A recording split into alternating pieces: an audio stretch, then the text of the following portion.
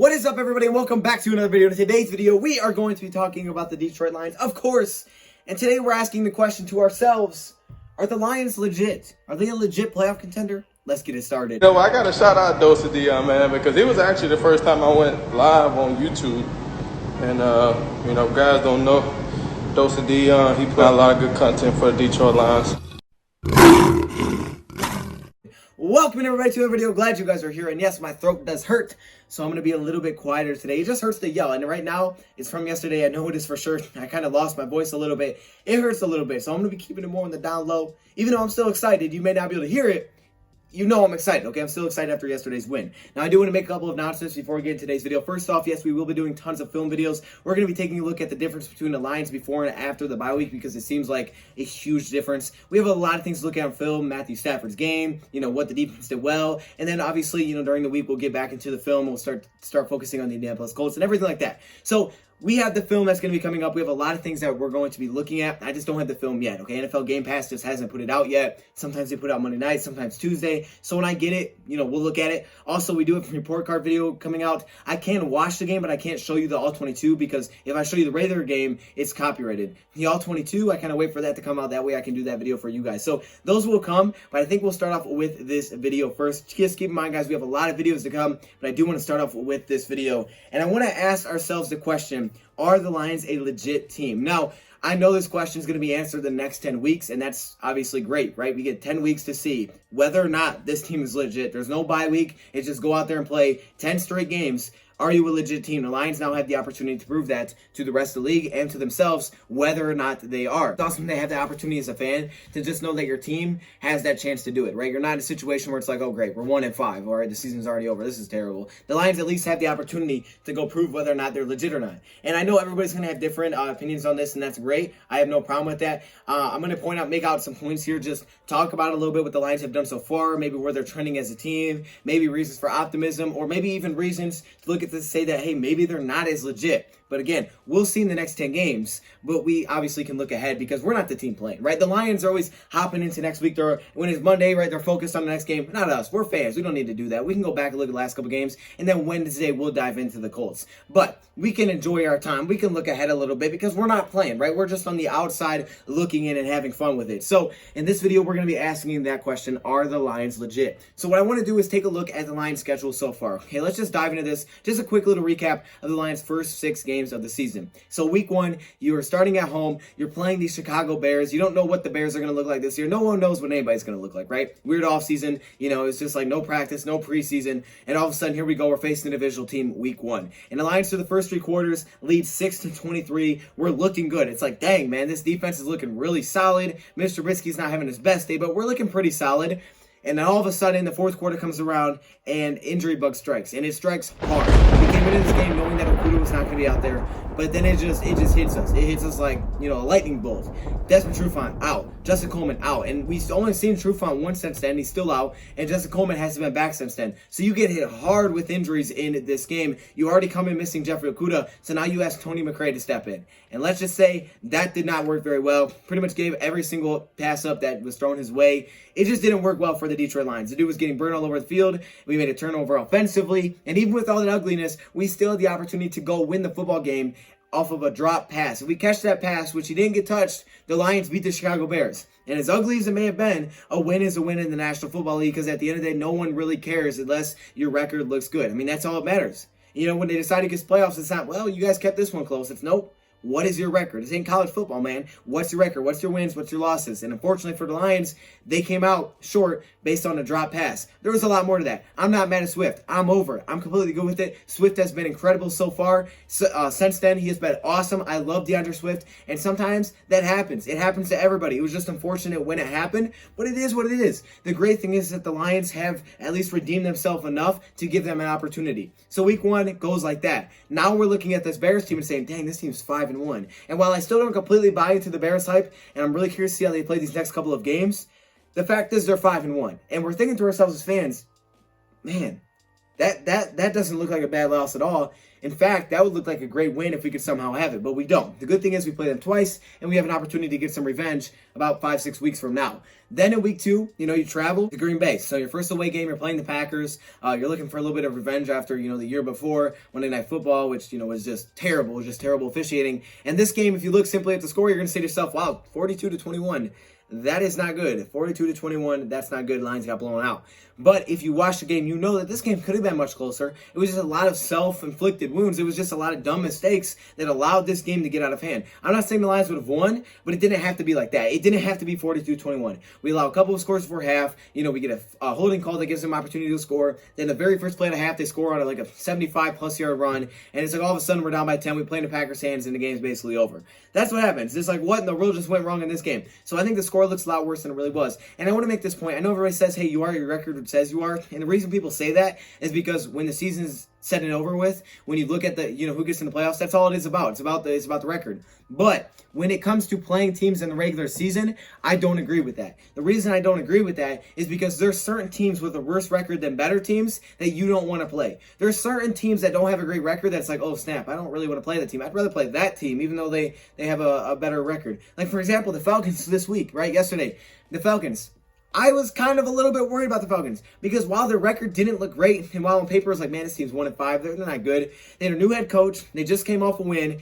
And it's just like, wow. I mean, the Falcons, they can put up points. They can stop the run. I feel like it was a perfect matchup. It's all about matchups in the NFL. All about matchups. And when you looked at what the Falcons did well, it was exactly basically countering what we did well. So, like, this game's going to be a dogfight. I even said that. It's going to be a dogfight. I thought it would be low scoring. It was low scoring. It was a incredible game. Lions ended up pulling the win out of that. But there's just certain teams that during the season, it's like, wow, I don't want to play that team. But then there's other teams with better records. It's like, okay, I think we can handle that. Like the Texans. The Packers fans were scared to play the Texans. Even though they went out and won by 15, it was like, oh no, we got to play the Texans. Not because they have a good record. It's because they got a guy named Deshaun Watson. They put up points, and they're going to compete. There's certain teams that just keep it close, and they just can't pull it off at the end. But you know that there's a chance they could, and they can beat you. And then there's teams like Seattle, who winning every single week, but they're just winning by this much versus teams that maybe aren't that good. And all of a sudden, it seemed like yesterday it kind of caught up to them, and they blew a 10-point lead, and all of a sudden, overtime, they lose a game. That's kind of the thing with, the are you with the record says you are. You are at the end of the year, I would say, because that's who, that's what decides who gets in playoffs and who doesn't. But at the same time, during the season, when it comes to matching up with teams, that's not the truth. There's certain teams that you match up better with than others, and, so I don't completely agree with that. But, week 3, Lions in a do-or-die situation. You're playing the Cardinals. They've won back-to-back games. You're going on the road. You're thinking to yourself, man, this is tough. And the Lions come away with a win. Great time possession, but it was the first time that this defense not only slowed down an offense, because we did it against Chicago for the first 3 quarters, but it was the first time that this defense made plays. It was like they were forcing interceptions. Collins, Harmon, and Okudah, the 3 guys you brought in this offseason, are out there making big plays. Your offense is doing just enough. You're rushing the football well. Prater hits a big kick, and you end up winning this football game. And now looking back on it, you're looking at the Cardinals saying, this team is, 5-2? The Cardinals are 5-2 right now. Like, this win's looking pretty darn good. They just beat Seattle, who was undefeated. Like, this is a legit team, it seems like. And the Lions beat that team. So you had to get that one, and you did. You showed up. Then you have week 4. You play the Saints.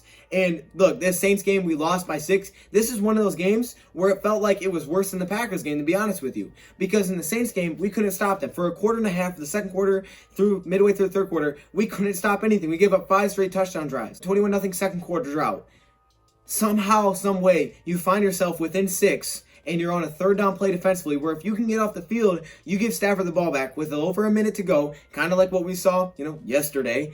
And all of a sudden, you're giving that guy a chance to take you down the field and go score to win.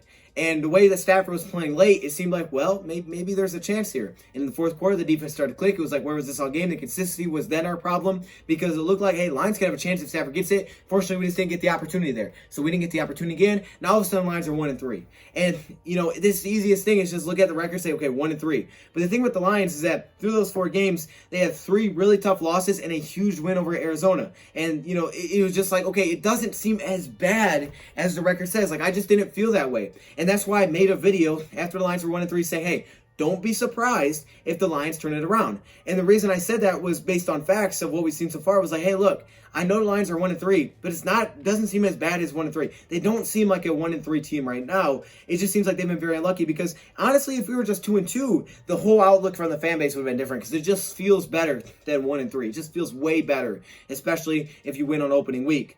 So then the Lions are in do or die situation. You play the Jaguars, who are not a great team by any means, but their offense is good. I mean, I know people just say, okay, they're a bad team, so their offense is trash. That's not the case. The case is this. They can put up points. And we saw it again this week against the Chargers. They can put up points. They put up, 29 in that game? This team can put up points. So it came in, okay, this team that can run the ball. Lions can't stop the run. They have Minshew. They have some good weapons.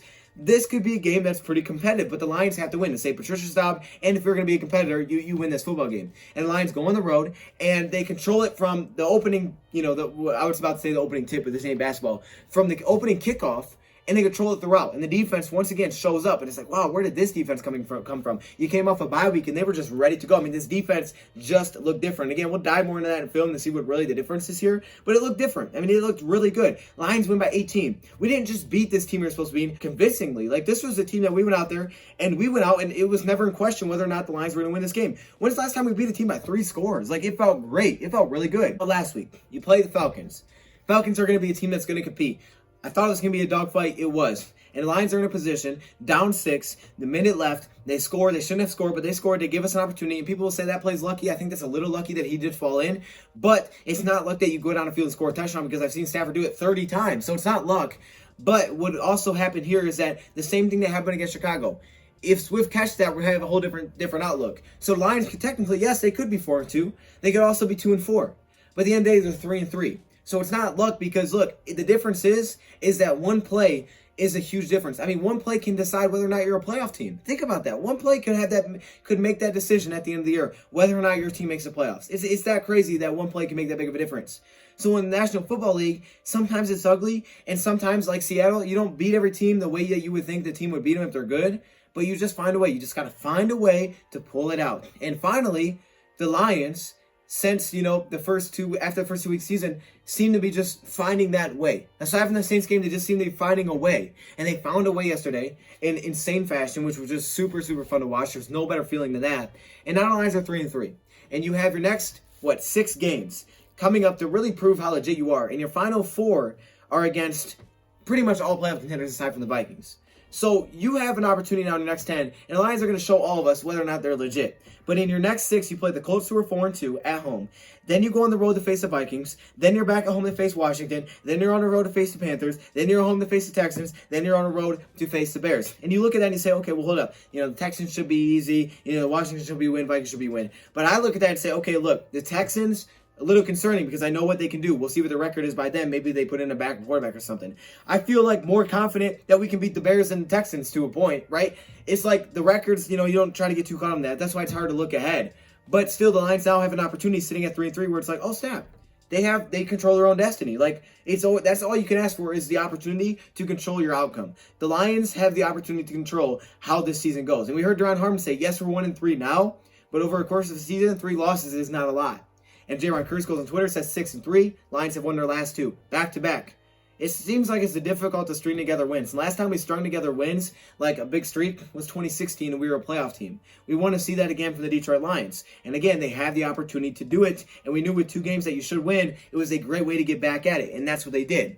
But what I'm seeing for the Lions, just based on stats alone, is that the Lions seem to be trending in the right direction if you want to believe that they can be a contender. Defensively, the biggest thing we talked about is stopping the run. If you can't stop the run, you can't stop anything. And when you look at the Lions' first 2 games this season, this is what they did defensively. Against the Bears, they allowed 5.3 yards per carry, and against the Packers, 7.4 yards per carry.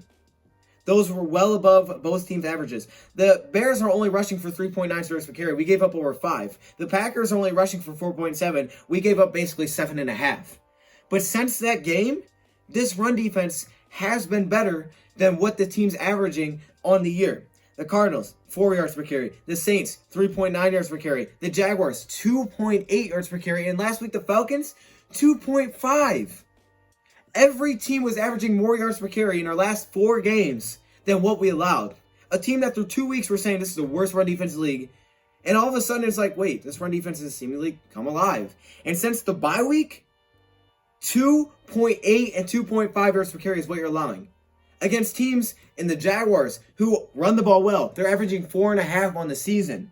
Against the Falcons, who don't run extremely well, only 3.8, but still, right? Against the Saints, against the Cardinals, 5.2, one of the top in the league. We hold them to 4. Kyler Murray basically did nothing on the ground, and he's been dominating teams on the ground. So since the first 2 games, it really seems like the run defense has been clicking, especially since the bye.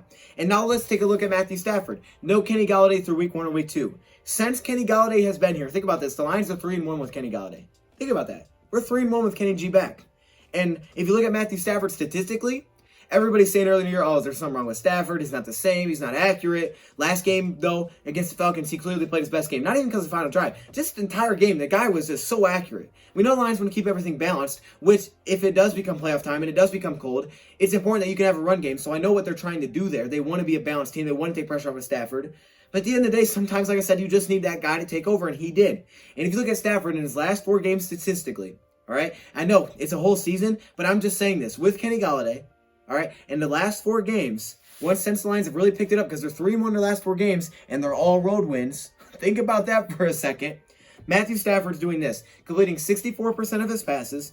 He has a 100 passer rating, 7 touchdowns to 2 interceptions, and 7.9 yards per attempt. Still a little bit lower yards per attempt, but last week was his highest, over 9 against, the Falcons.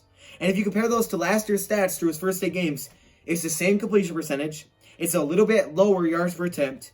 His rating last season was 106. It's 100 through the last 4 games.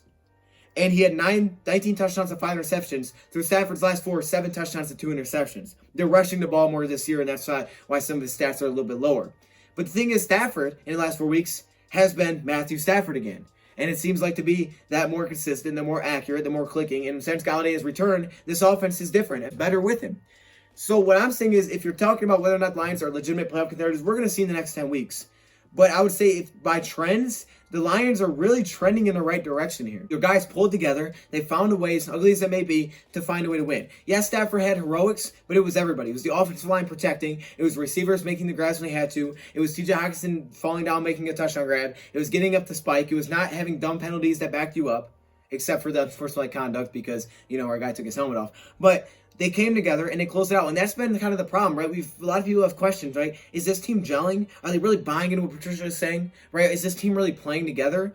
And after what you saw from Dallas, right, when their quarterback got hurt, I would say this team's playing together. This team seems to want to win together. And it seems like they're finally gelling. As players are getting healthy as the season rolls on, there's a lot of new faces in here. And like Matt Patricia said, it's September football. There's no offseason. We're trying to figure out our identity.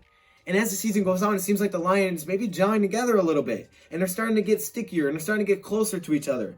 And all of a sudden, we're a 3-1 team in our last 4 games with 3 wins on the road. Think about that for a second. Just with a win over the Cardinals.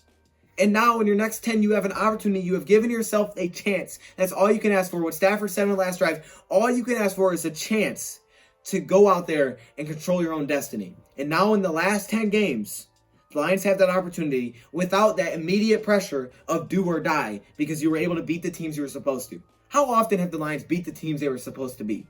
Not very often. But so far this year, they've done that. And they've also pulled off that win against a team that maybe they shouldn't have beat. That doesn't mean a dang thing because guess what? They got 10 games to play and it's week by week. Every week's different. But if you want to go by trends, if you want to go by numbers, and we're not looking at film yet because I don't have it. When I do, we will. The fact is this. With a lot of miscues, with Prater missing field goals, the Lions have put themselves in a spot, and they're trending clearly in the right direction. They're stopping the run. They're playing way better defense.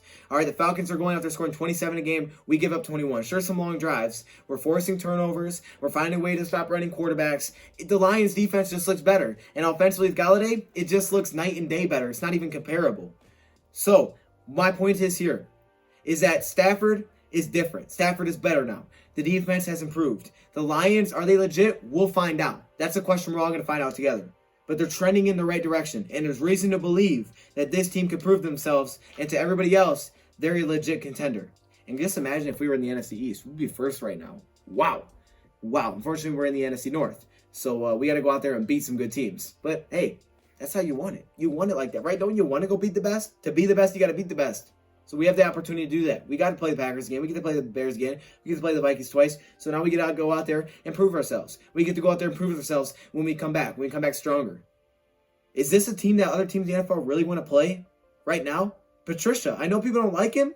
This guy has been a part of some teams that have made some runs. All right? He's been a part of teams that when it's November, December, they win. They're ready to go. They're locked in. They have an identity. They find a way to pull it out. They can run the football. They can stop the run. Those are the two things that the Lions have worked on. Can we stop the run? Can we run the ball? And it's been so much better. They've had one of the best run defenses in the league the last 2 weeks. And they can run the football this year. And even though Swift may get more involved, it's that great rotation that we have. The thing is this, the Lions, are they legit? We'll find out. But as of now, they're trending in the right direction. We have more videos coming soon. I appreciate all of you guys for stopping in. Let me know your thoughts in the comments below. We'll keep this thing rolling, man. Hopefully we do. Thank you, bro, for watching, and I'm out. Are you kidding me right now? I had to put my helmet on for this one. Are you kidding? Look at this. Look at all these members. What? Yo, hey, shout out to all the members, man. Look how many All-Pro members there are. Like, literally, it's the whole screen, dog. This is crazy. The patrons, of course, the Hall of Fame members, man. Y'all got the gold color. It's kind of yellow, but it's supposed to be gold. Shout out to all the members, man. If you want to be a part of this, all you got to do is join the channel. But there are perks that come with it. Stay locked in the community tab if you are a member, because that's where a lot of information comes out. I appreciate all of you. What?